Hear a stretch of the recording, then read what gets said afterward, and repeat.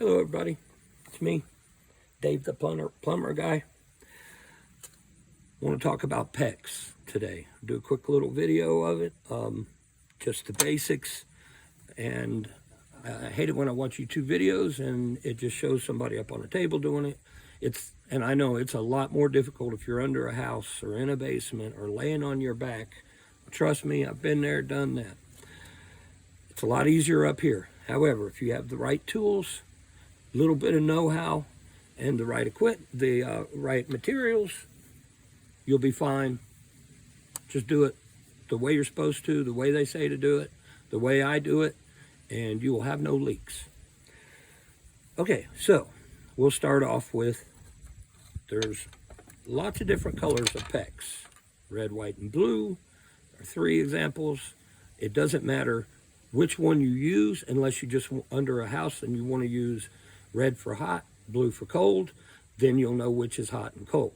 But it doesn't really matter. It doesn't matter for the clamps that you use. They all fit the same, just like that right there. Fit on there just fine. So it doesn't matter which color you use when it comes to PEX. All the tools work on all the colors, except for one called PEX, AL-PEX, or something like that. But you probably won't be using that. I don't use it. I don't know what it is. But anyways, so the basics. If you want, okay, you've got different kinds of fittings you can use on PEX. You've got, this is a 3/4 by 3/4 by 1/2 inch. So if you got a 3/4 and you, on your main line under the house, you want to run it up, go to 1/2 inch, that takes you right to 1/2 inch. Here's a 1/2 inch by 1/2 inch by 1/2 inch. If you have a water line running and you want to go off to a washer or to whatever, that's what you use. So we'll say that that's what we want to do. So you take your clamp, 1/2 inch clamp, 1/2 inch PEX, put it on there. Not very good, not very straight cut on the end of that. Let's go here, make it look better.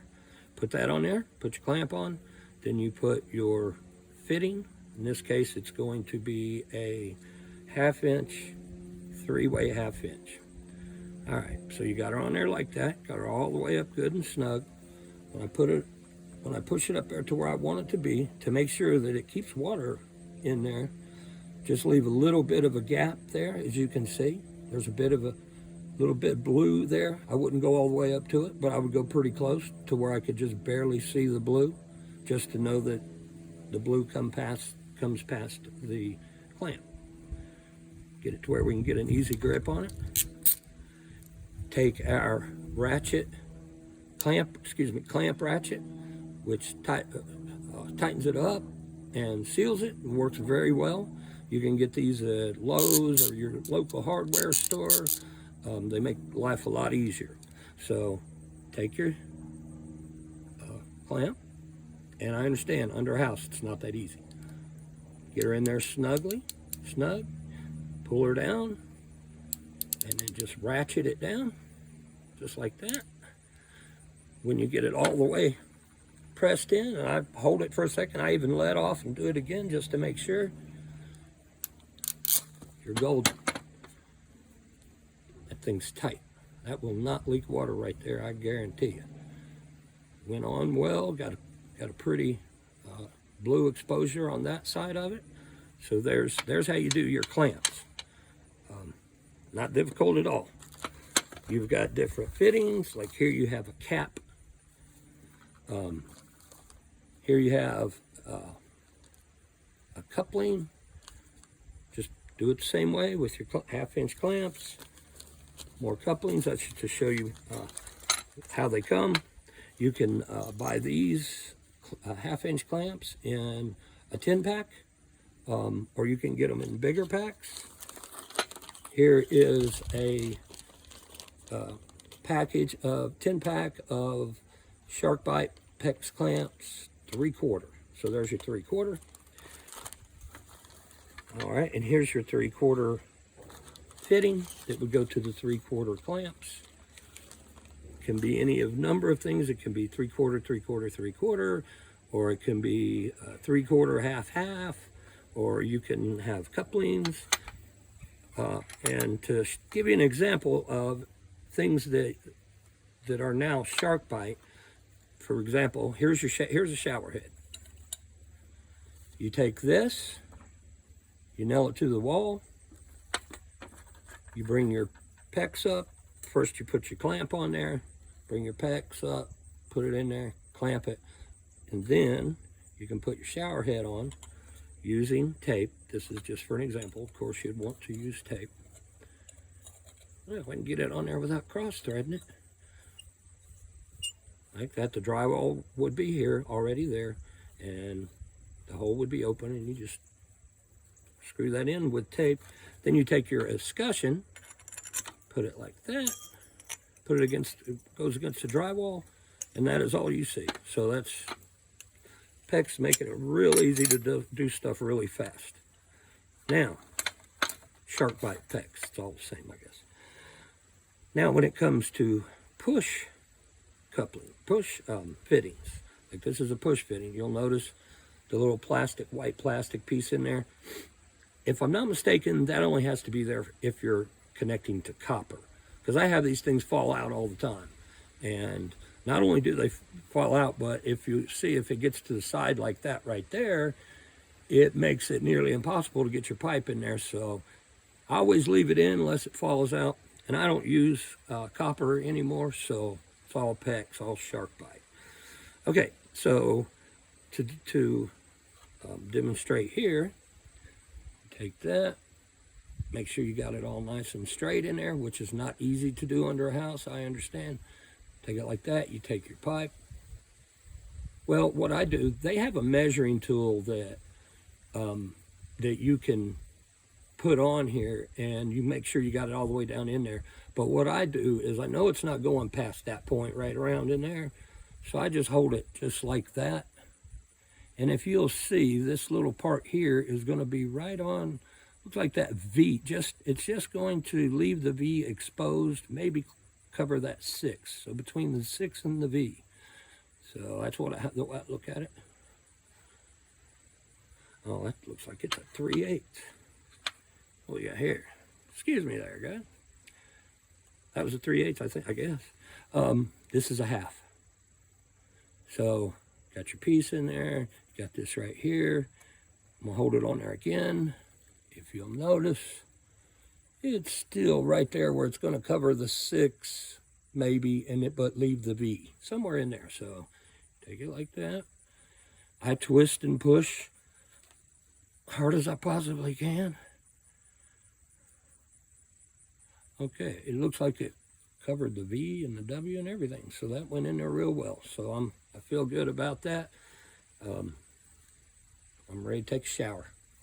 All right, there's that. Now, when it comes to removing these shark bites from your PEX, it's not easy to do. The way they advertise it is it's easy to do. You see this little brown tan lip here, the one that's against the white PEX? That's supposed to be able to be pushed down and the PEX come out. And another interesting feature here is PEX spins in there.